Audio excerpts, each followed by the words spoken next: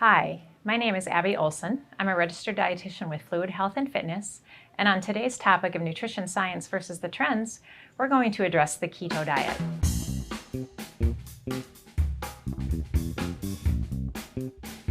We have discussed the benefits of someone following a keto diet, but this plan isn't for everyone.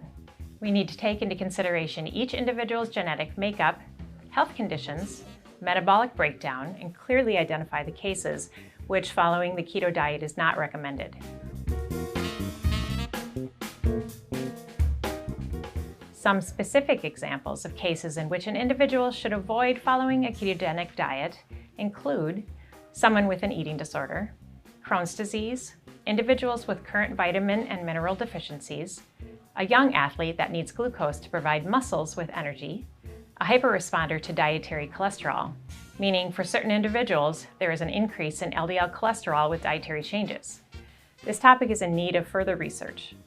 Other examples include pregnancy, or if you are breastfeeding, anyone with kidney or liver complications, medical conditions that warrant physician supervision, and specific adherence to medications or diet. It is incredibly important to take a look at variations in genes and gene expression when possible to find out if this is the right plan for you.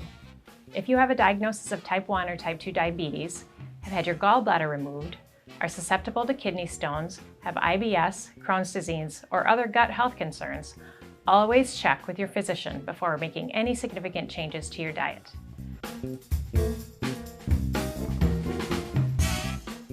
We also need to identify that low-carb diets make it easy to neglect key nutrients like magnesium, calcium, and potassium that we get through high-carb, nutrient-dense foods like beans and lentils, bananas and oats, and other whole grains. There's also research looking into the effects of following very low-carb or keto diets and how that may contribute or cause negative changes to the gut microbiome. When we decrease a variety of food choices, such as carbohydrates that contain insoluble fibers, we have less microbiota-accessible carbohydrate, which can change the gut microbiome and contribute to inflammatory disease states.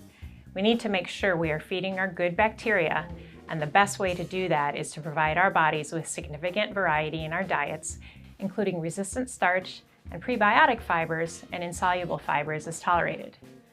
Whole food carbohydrates do not affect the body the same way as processed carbohydrates. Carbohydrates are not bad foods. We need to take a look at the type and amount of carbohydrates being consumed and not group them all into the same bad category. When someone is considering the keto diet, it is important to keep these ideas in mind.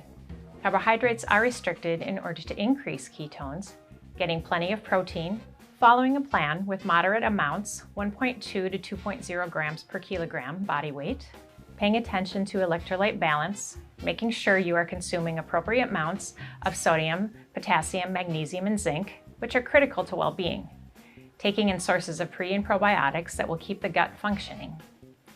To maintain any weight loss when following a keto diet, it is important to pay attention to the quality of that fat in the diet, which is more important than the quantity of fat consumed.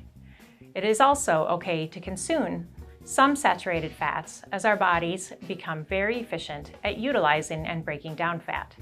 And consuming dietary cholesterol, such as eggs and grass-fed dairy, isn't necessarily a health risk.